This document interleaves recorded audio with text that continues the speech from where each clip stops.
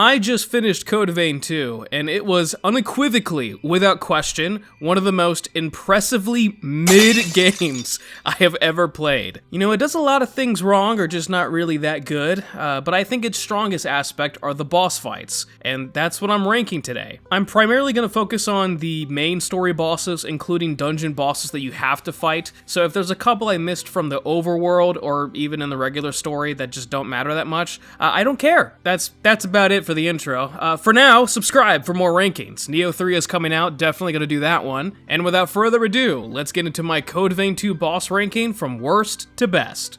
I'm not gonna lie to you, I despise this boss fight. The Retainer of Idris takes on the classic trope of, here's a boss with a specific weak spot that's very hard to hit. And you know, I love it. So dumb. Maybe it's because of my specific build or something, but trying to hit the tentacles protruding from its back was so hard and awkward to accomplish. Obviously, he's not just gonna sit there and let you do it, so he backs up a lot or stomps on the ground or, I guess, creates AoEs that slow you down. Like, it's bad enough that doing efficient damage is an obstacle, but now I have to avoid a grab that nearly one-shots me with barely any wind-up animation or time to dodge it properly. I've come to the conclusion, if you're in front of his toes, he's probably gonna try and grab you. Just move away and try to hit the tentacles. Easier said than done, of course. An average attempt with this guy takes about 5 minutes, and it's just not fun. It's full of frustration with missing attacks or getting curb stomped. It's just not the best, it's the worst. And this is where he belongs.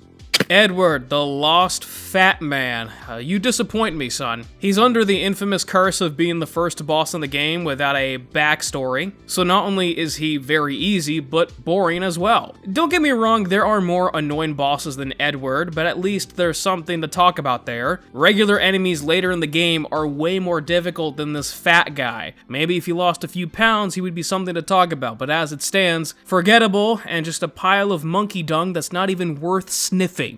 Which I don't know what that means, but you get my drift, hopefully. Bernard, the Deadeye guy, he's a boss you encounter during Lyle's story, so he's a bit more difficult. He's basically a filler boss that pads for timing in the game, if you ask me. Nothing crazy special about him, but he was so cool that they made similar copies of this boss as regular enemies later in the game. Honestly, really cool design though. Like, that's one thing this game has in spades, in my opinion. Some of the coolest boss designs I've seen this year. I know the year just started, but I do mean that, like, sincerely. He's a bit more complex than regular enemies, but other than that, he died in less than a minute. The Ravenous Predator is a boss that I don't remember much because when I did Lyle's storyline, I was a little bit overpowered. Nothing crazy, but his spot on my list wouldn't really change because I don't really care about him. It may not be important to you guys, but the story or lore behind a boss is crucial to me. It adds personality to it, and with the Ravenous Predator, there's nothing at all to explain its appearance, why it's here, or anything at all, really. Still a cool design, but I killed it in about a minute on my first try, so he was short-lived. The Darkborn Leader is one of the first bosses in my recordings that killed me quite a few times. And then I realized it's because I kept on taking recoil damage. I figured it out later on, but he is a pretty nifty boss. He's in that part of the story where you understand the mechanics fully, so the challenge goes up just a bit. He focuses on using electricity in his combos, or as an AoE to create some space. When I say challenge, by the way, I mean that it took me 5 minutes instead of 1 minute to defeat him. We haven't touched any of the major bosses yet, but as far as these dungeon bosses go, he's definitely one of my favorites, although nowhere near the quality of the heroes that we'll get into shortly. Xenon's minion is basically a tougher enemy you've encountered before with a health bar and a second phase that doesn't really do that much. I mean, it's still cool though. A big fan of the design. I like the huge Cyclops eyeball. He swings his weapon around in a large sweeping motion that always catches the end of my dodge, which is fun. And in the second phase, it's more so a spear moveset with some laser beams because, you know, giant eyeball. I don't really remember much because I beat him on the first try, but I think it's a neat little fight that stands as the first roadblock in the story for the last hero of Code Vein 2. Now, Xenon's duplicates are a different matter altogether. In the story, you have to fight them 3 times to recover his research, and each one harbors a different element with a slightly different moveset. I found the first one to be the most difficult, mostly because he can cover a large area and his delayed swings were very hard to dodge. I mean, this guy is on par with Elden Ring's delayed attack strings. It's ridiculous. The other 2 I had no problems with, and it's probably because, besides the different elements and maybe 1 or 2 new attacks, not much else changes. Something that did catch my attention was, look at the back of his robe. I don't know how to, it's not explained. I don't get it. Like, I can't believe there's a weeb inside of a weeb game. I'm just surprised he wasn't speaking Japanese, even though I have the game set to English. Now we're getting into the tougher bosses that I think are a big step up in quality, starting with the Pioneer Queen, Imogen. I only have my first fight with her because I beat her first try, but you do fight her again later on and she's much more difficult there. But her fight is not bad at all. She uses a lot of poison, especially in her second phase with projectiles, and for some reason, she can summon saw blades. It's really cool, I just don't understand the lore there. I'm not really complaining because it's an extra element to the fight that adds flair and difficulty without being overbearing. Again, it kinda sucks that I was a bit overpowered for Lyle's story because this fight was very easy. I blame the game's direction. It doesn't really tell you what order to help the heroes in, so I have to keep this entry under a minute to avoid looping the footage. This is basically 3 bosses in one because the Tainted Assassin, Tainted Scout, and Mutated Survivor are all the same exact fight, but with different names.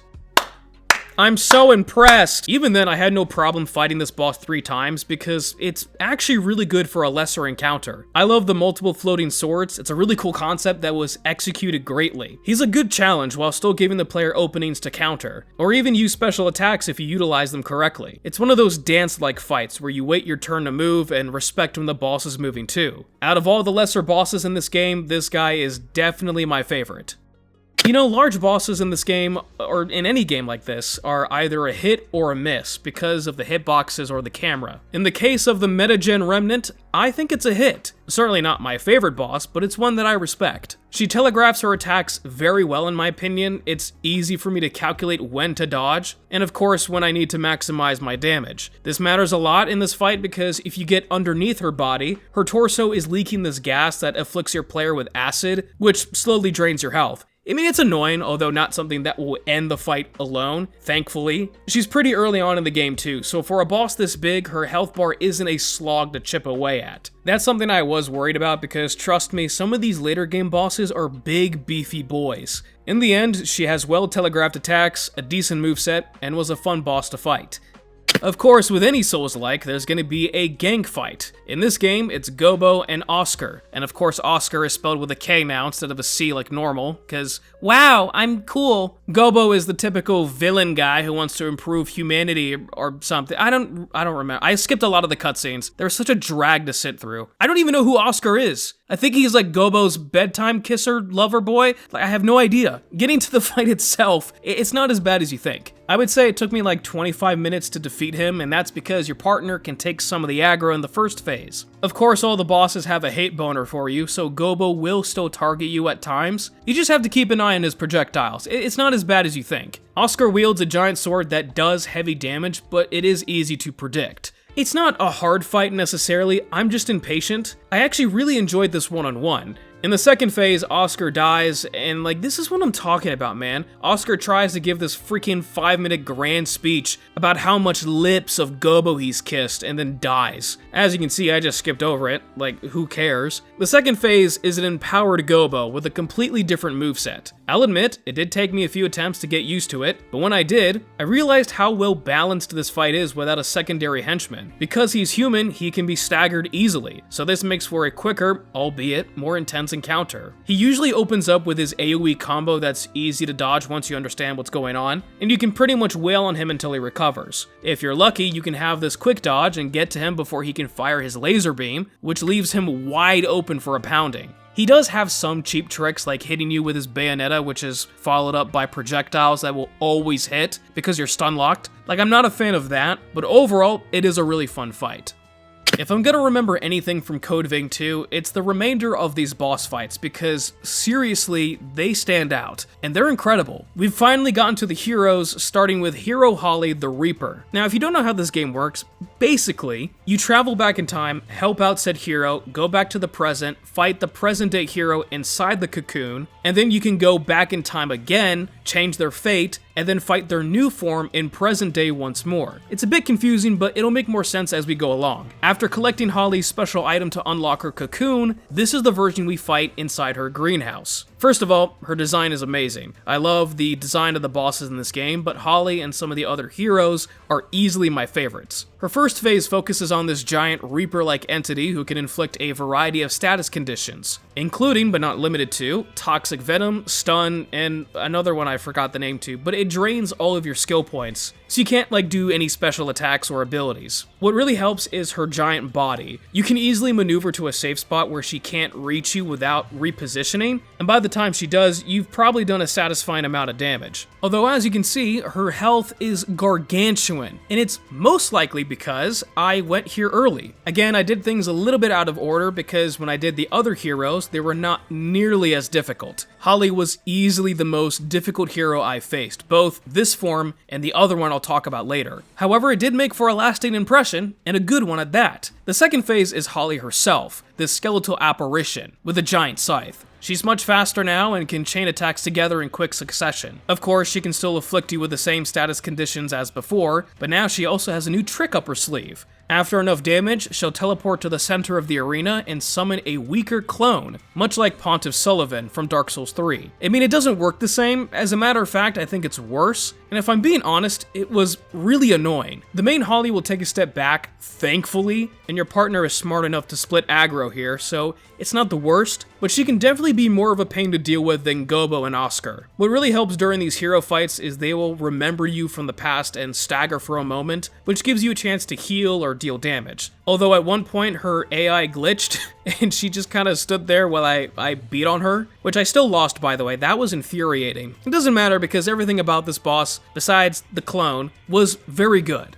Franz, the dejected assailant. First of all, what kind of name is that? Franz? That's so stupid. It doesn't really matter, but he's the first major boss in the story, and I think a fantastic introductory boss. He's difficult enough where he challenges what you've learned thus far, but he doesn't go too far to be an unnecessary nuisance. That being said, for the first major boss, he still has a wide range of abilities and attacks that are more complex than some final bosses I've seen in other video games. He has your typical rush attacks mixed with some claw swipes, the usual combo meal. However, after sitting through a 2.5-minute cutscene, and no, I'm not exaggerating, his own head resurrects and he becomes this Medusa-like warrior. What an incredible first impression. Now he has elevated attack patterns with powerful AoEs that follow, his head can shoot laser beams or inflict the stone status, basically making you stunned for a time. His dash attacks are way more powerful now, which with the amount of healing you have, you kinda have to play this fight perfectly. An introductory boss is meant to prove that you understand the basic controls. The first major boss in this game challenges your skill set, what you know thus far. And I think Franz does an excellent job in that category, even though his name kinda sucks.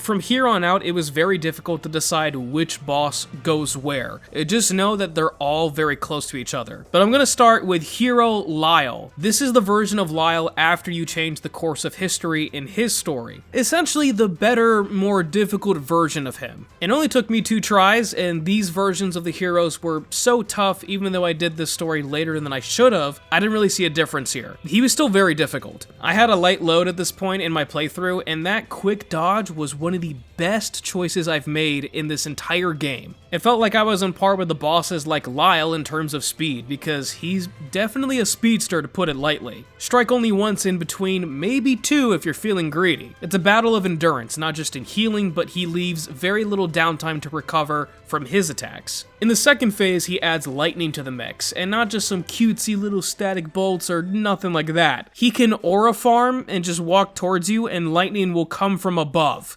It's insane. He can summon lightning around him, increase his range, and he can use his giant lightning chainsaw weapon. By the way, one of the coolest weapons in the entire game. It's freaking sick. I would be honored to be cut in half by that thing. Thankfully, I'm too skilled and avoided all contact. But seriously though, this fight is amazing. He reminds me just a bit of Lady Maria from Bloodborne because they're both fast bosses that are more so a dance you have to master. These are some of my favorite types of fights in video games, but in Code Vein 2, there is still better to come. Hero Xenon was an interesting boss to say the least. Unfortunately, I didn't get to spend too much time with him because I'm so freaking good at this game. He died on my, I would say, third attempt. However, he was very well designed, enough to be this high on the list. The first thing I do want to say is the music, it doesn't really match the tone of the fight. It's like overly heroic, even though he's not the final boss or even a villain. Like, I don't really understand it. It does match his character, I guess, but I don't know. He's a giant minotaur in the first phase with telegraphed hammer swings paired with a giant shield that, yes, does block damage. It can be annoying because you can bounce off of it and not be able to recover in time before he hits you, but that's pretty much the only complaint I have. Honestly, in the entire game, Xenon has the most dramatic phase transition I've seen. I skipped the cutscene because it was taking too long, but instead of fighting a buff Greek god, I was face to face with a sentient gold ritual statue. Again, the boss design of this game is incredible. Xenon was easily one of my favorite designs, probably top 3 I would say. It gets even better, folks, because in this phase he can, through the power of God and anime, summon rotating stars of different sizes across the entire arena. That's pretty cool. Like, suck it, living failures. That's next level. Let me not forget to mention the lasers and fire circles he can summon now, because, oh, why not? There's also a constant rotating star around the edge of the arena, but it is quite easy to avoid. Other than that, he's the same fight in the first phase, except with a new golden shine and star powers. I'm kinda sad it only took me 3 tries, because I wouldn't mind a few more rounds with this guy. Next up, we got a Planet of the Apes situation, also named Camilo Asturias. He's the father of the hero Holly in her story, and he went berserk, so it's up to us to take him down. He's actually a rather easy fight to adapt to, but the sheer amount of fun it was to just tango with this monkey was enough to put him this high on the list. You know, higher difficulty doesn't always mean a better score in my eyes. His attack strings are simple enough, it's really his sheer strength that makes him a formidable foe. He'll launch at you from across the arena, or pick up rocks to swing them around, giant AoEs of pure brute force, and he can even summon pillars of rocks underneath you. This is one of the few bosses in the game that I perfectly mastered, and I know this because you fight most of these lesser hero bosses later in the game, just to get the different endings and such, and when I fought Camilo again, I barely took any damage. It completely decimated his health bar. I know my source here is just trust me, because I wasn't going to record a fight that I already recorded, but regardless, he is one of the most well-balanced fights in the game. By no means is he easy, but I had the easiest learning curve with him when compared to pretty much every other boss. He's not even a hero, which speaks volume about the quality that this boss has. Jose the Blind Hero is a boss that I didn't really appreciate until my second time around. I already liked her, but mastering her fight near the endgame was truly a momentous occasion for me. She is anything but blind because she can and will track you down like a freaking bloodhound. Jose is essentially a giant corrupted samurai-like fight. She doesn't have any fancy Mortal Kombat combos. It's more akin to simple, strong swipes and slashes. She can also bind you in place and then do this really cool anime sheath attack because, you know, this game is anime. Her second phase isn't that much different. Some sort of corruption bursts from her back so she can produce these green-like bubbles now. I'm not questioning it. They're not hard to dodge. They're just another added element that makes the fight more interesting, which I'm okay with. Jose is more likely the second hero you'll come across in your journey, so she won't be overly complicated, but it's her simplicity that I really like. She doesn't have to do much to both be engaging and difficult, especially when you fight her again later on. This is where the music really stood out to me too, because it gets kind of depressing in the second phase, because at this point she remembers you and she's trying to let you kill her. It is pretty depressing. With my weapon specifically, she was a very fun fight because you disappear first before doing an uppercut slash that deals massive damage. Timing it right can avoid any attack, and since Jose doesn't have large attack strings, it's very easy to take advantage of her in that way. Besides Franz, she was a major boss that really stood out to me in every aspect. I really enjoyed her fight.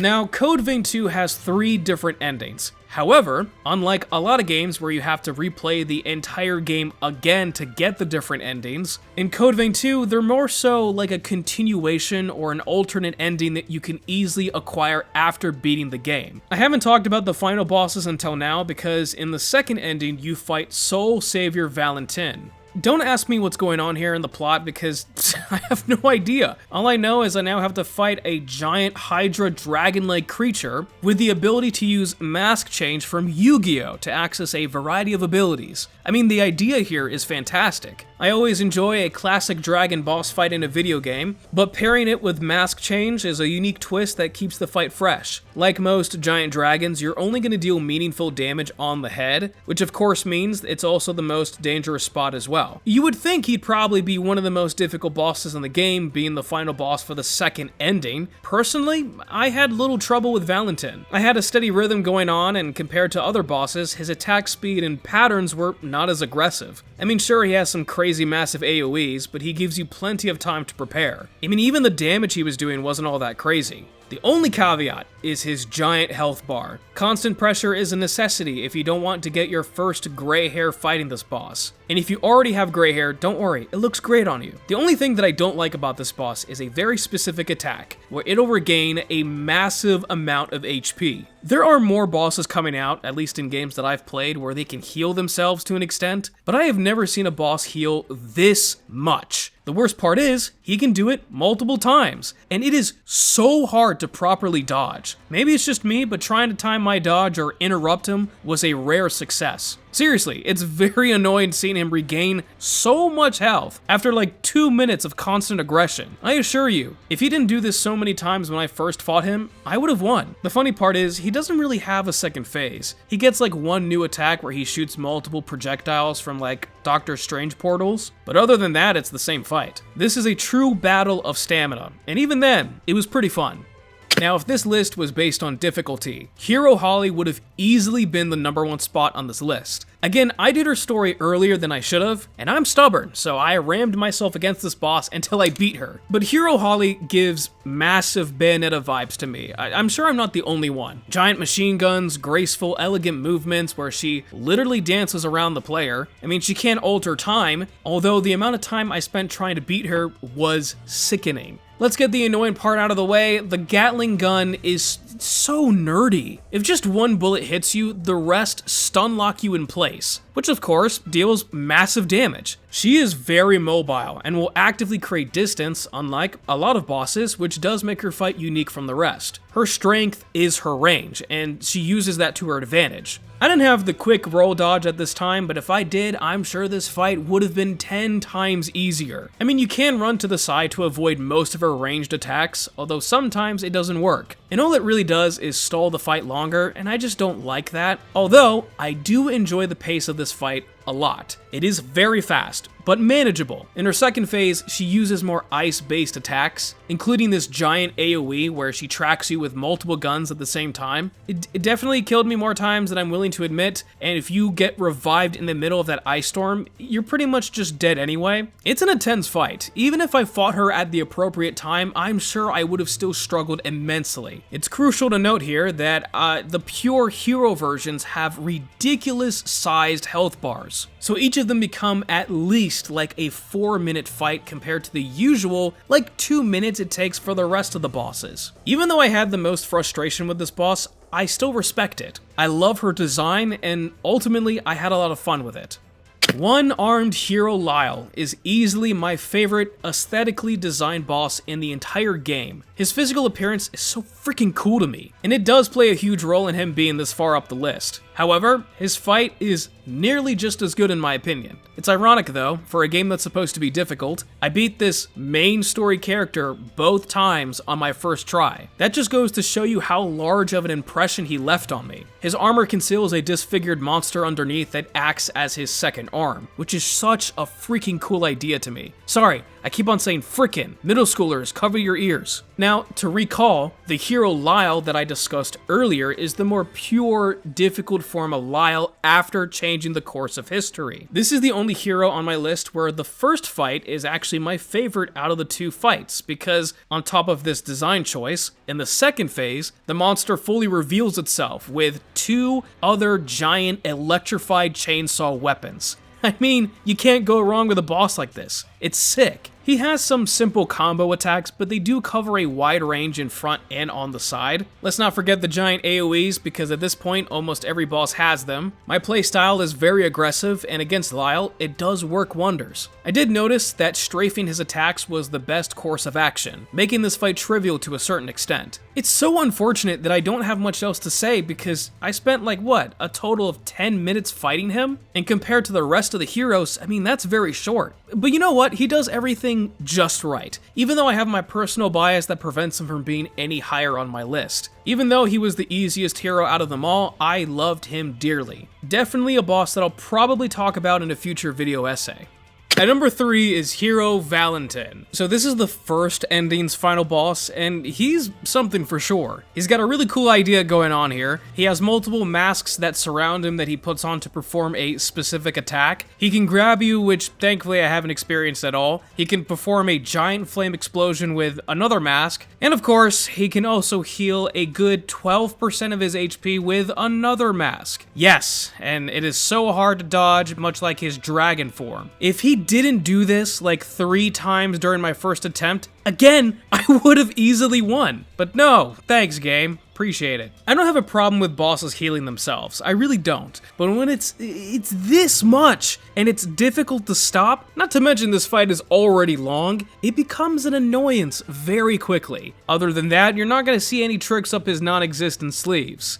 Until the second phase. He conjures up a floating giant hand that can shoot lasers because every boss can do it at this point, why not? I died to his ultimate though, which is a spinning ring around the laser type of deal. Really cool, and you know what? It was a pretty good final boss in the end. Very difficult, especially in the second phase. The floating hand adds more range and magic to his overall moveset that I really appreciate. It's cool. Overall, besides the healing mask, I really have no complaints. His design is pretty sick too. I like how he has no arms and then like conjures up like ghost arms, whatever they're called, then has like a crescent moon in the back. It's pretty freaking sick.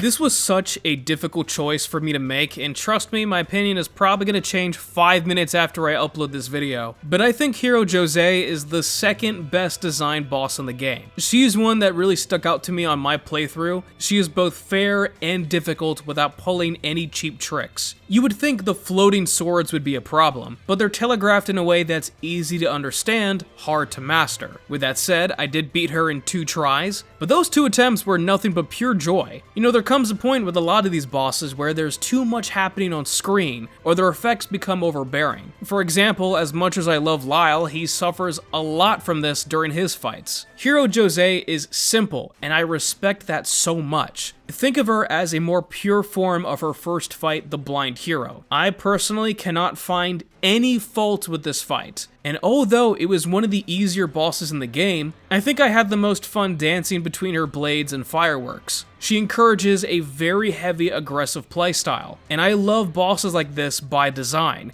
so of course she had to be high on this list. It's so unfortunate that I'm so good at this game because I really wanted to fight her more. But with that being said, she may have had to play dirty to do that. Just because she was easier does not mean she was badly designed by any means. The only thing really holding her back is, if I'm being honest, there were definitely bosses with more spectacle, better designs, better arenas, but Jose has the best gameplay, and in the end, that's what matters the most.